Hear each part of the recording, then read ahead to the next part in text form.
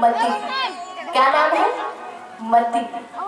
उस पुत्री का विवाह भीष्म पितामह जी हमारे सांवरे ठाकुर के लिए कैसे करवाना चाहते हैं। और बड़ी ही सुंदर स्तुति में भीष्म पितामह जी कहते हैं कि ये मति रूपी जो मेरी पुत्री है, इस मति से आप ब्याह कर लीजिए। इस मति को आपके चरणों में मैं अर्पित कर दूं, इस मति को मैं आप में लगा दूं तो मेरा तो कल्याण हो जाएगा।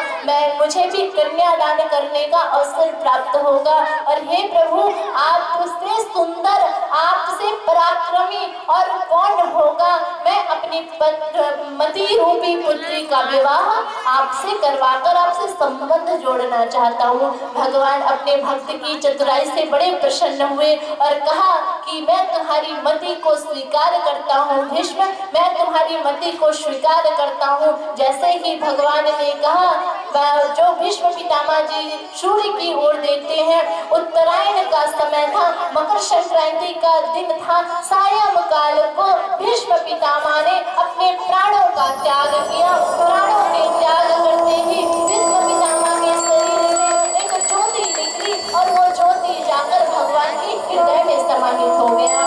बोले भक्तवत्सल भगवान की जय। इस प्रकार भीष्म जी ने अपने प्राणों का त्याग किया। भगवान अपने घर को आए। कुछ समय पश्चात उस हस्तिनापुर में एक मंगल गान बजने लगे, सहनाइयां बजने लगी। क्या हुआ था? उत्तरा का पुत्र हुआ। आज युधिष्ठिर को अपना उत्तराधिकारी मिला, उत्तरा को पुत्र प्राप्त हुआ। और पुत्र प्राप्त होने के बाद चारों ओर मंगल गान गाए जा रहे हैं, चारों ओर सहनाइयां बज रही है। लेकिन ये क्या हुआ? एक समय बाद पूरा हस्तिनापुर सन्नाटे में बदल गया। और सन्नाटे का कारण ये था कि कुछ संत आए और जो पुत्र हुआ था उसका नामकरण संस्कार हुआ, उसका नाम रखा गया। पहला नाम था परीक्षित और दूसरा नाम था विष्णुराज। विष्णुराज के जन्म के पश्चात जैसे ही संतों ने उसकी कुंडली देखी तो युधिष्ठिर जी ने पूछा कि इस बालक का भाग्य क्या होगा। तो संतों ने बताया भाग्य तो बहुत अच्छा होगा, लेकिन एक समय ये जो बालक है वो संत का अपमान करेगा और संत के अपमान करते ही उसे श्राप लगेगा और 7 दिन में ही इसे तक्षक नाग आकर डसेगा, जिससे इसकी मृत्यु होगी। और कहते हैं जिसे सर्प काट ले उसे प्रेत योनि में जाना पड़ता है और उस प्रेत योनि में जाकर उसे 28,000 साल तक नरक भोगना पड़ता है।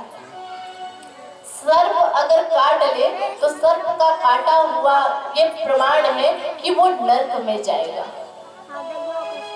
युधिष्ठिर को जैसे ही पता चला कि ये मेरा कुल का उस समय नाश हो जाएगा, मुझे क्या करना चाहिए, उसी समय संतों ने बताया कि आप फिक्र मत कीजिए, आप चिंता मत कीजिए।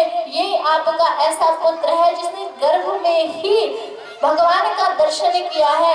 अगर गर्भ में भगवान का दर्शन किया है तो इसके उद्धार के लिए भी एक संत आएंगे और वो संत इनको 7 दिन तक भागवत कथा का श्रवण कराएंगे और 7 दिन में ही उसे भगवत पद की, भगवत धाम की प्राप्ति होगी। यह बताया तो युधिष्ठिर ने कहा ठीक है, यदि उसका उद्धार होता है तो अच्छी बात है।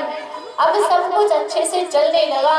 चलने के साथ साथ भगवान एक दिन निर्वाण को प्राप्त हुए और निर्वाण को जैसे ही प्राप्त हुए सारे पांडवों को पता चला कि अब भगवान निर्वाण को प्राप्त हो चुके हैं।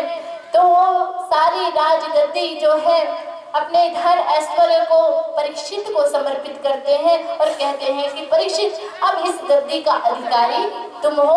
पूरे जो सम्राट पृथ्वी पहले पूरा पृथ्वी भारत था, भारत खंड खंड में नहीं बटा, ये तो खंड खंड में अभी बटा। पहले सम्राट एक हुआ करता था और पूरी पृथ्वी जो है वो भारत थी और उस भारत का राज्य गद्दी संभालने के लिए आज परीक्षित परिपूर्ण हुआ। और भारत की राजगद्दी संभालते हुए परीक्षित राज सिंहासन पर बैठा। राज सिंहासन पर बैठकर अच्छे से उसका विवाह हुआ। विवाह के पश्चात उसके पुत्र पुत्रियां हुई। एक समय की बात है, उनके परदादा ने कहा था कि बेटा सब कुछ करना, लेकिन एक काम मत करना। क्या? इस घर में एक